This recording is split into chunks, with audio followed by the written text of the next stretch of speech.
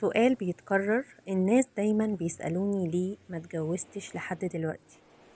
ضغط المجتمع بيخلينا نحس إننا لازم نمشي على نفس التوقيت اللي الناس حطاه. لكن الحقيقة إن كل شخص ليه ظروفه واختياراته الخاصة. هقولك على خطوات تعمليها.